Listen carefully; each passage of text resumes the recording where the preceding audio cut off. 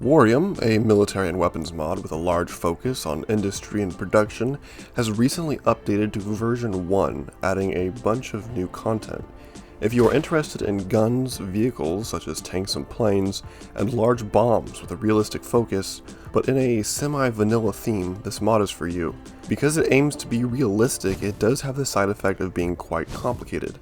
Hopefully this showcase will clear up any initial confusion and get you on your way. First off, for a good general idea of the progression of this mod, follow the advancement tree in game. You can activate this by picking up a piece of gunpowder. You can also refer to the official mods wiki for some general help, although a fair bit isn't covered there yet. Additionally, use JEI to help you with the recipes. You'll be pretty much stuck without it just due to how many recipes there are. To get started, you will need to craft a few items. The chisel, which will allow you to shape wood items, such as stocks for guns. Next, the hammer, which will work with metal, and then pliers for ammunition creation. A lot of crafts will require dust forms of ores. For this, you will need the mineral grinder and a gear. Iron gears will use up durability over time, a steel one will not. Put the ore in, hit process, and you'll get the dust you need. You can also use it on uranium to get tiny uranium dust, which can be combined to get one larger uranium dust. A lot of core ingredients for stuff requires metals to be smelted and shaped in various ways. For that, you'll need a variety of furnaces made out of blast clay.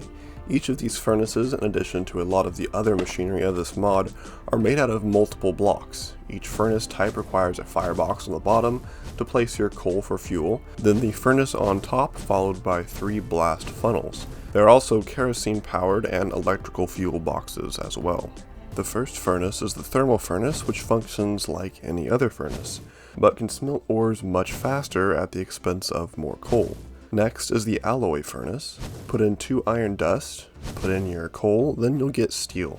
Copper and zinc dust will result in brass. Finally, the foundry, which takes a template for an item, such as a gun barrel, and steel. Some templates require more steel than others. The picture here shows the exact number you need for each item. The furnace smelts very fast, so putting in a lot of steel might get you a lot more of the item than you need.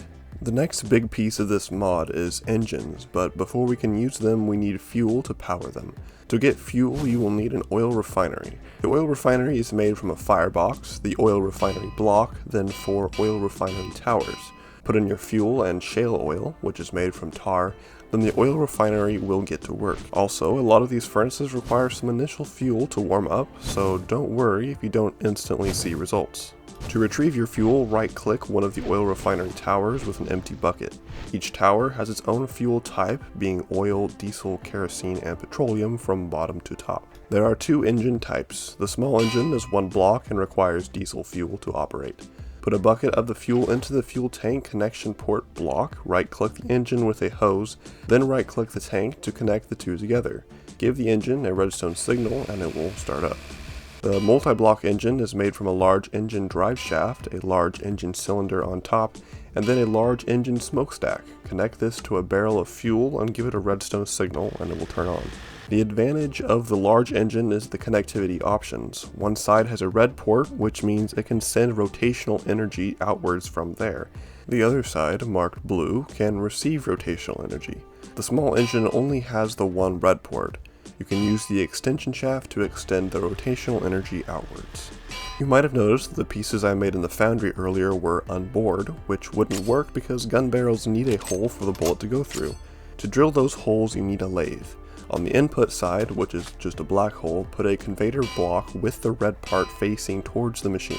On the other side, put a conveyor drop-off block. This is the output side for the items because it is a black hole marked with red. Next, connect an engine to get the rotational force you need. Finally, put a hopper on the input side to put in the items you need bored. Power up the engine, then moments later, your bored item will pop out of the opposite side. This explanation here also applies to other conveyor belt arrangements with different types of machines. Brass fittings are also made at the lathe, but you can use a hand crank to power the machine if you don't have an engine yet. With all these machines, you can make all the components you need for any gun and vehicle.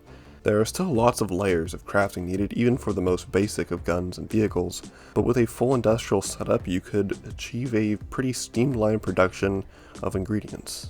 One note about guns: you need the bullets in your offhand to load the gun.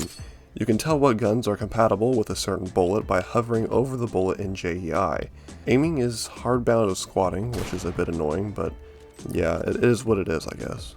Moving on to bombs and warheads, a good thing to keep in mind is that each type of warhead requires much of the same general pieces.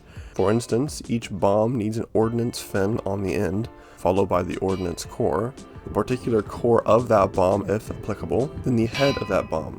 Also, for some reason, these can only be detonated with air underneath them. Give them a redstone signal and they will fall and will go off once they hit the ground. For the fission bomb in particular, you will also need to put the fission core and 6 implosion lenses into the core itself. The final bomb I'll cover is the biggest. This is the fusion bomb, which can be made just like any other bomb to be dropped, or just detonated sitting on the ground.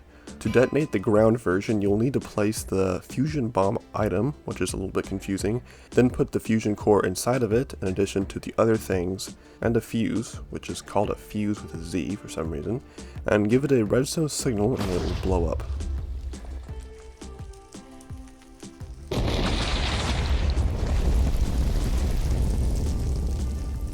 Very nice looking explosions, especially with shaders.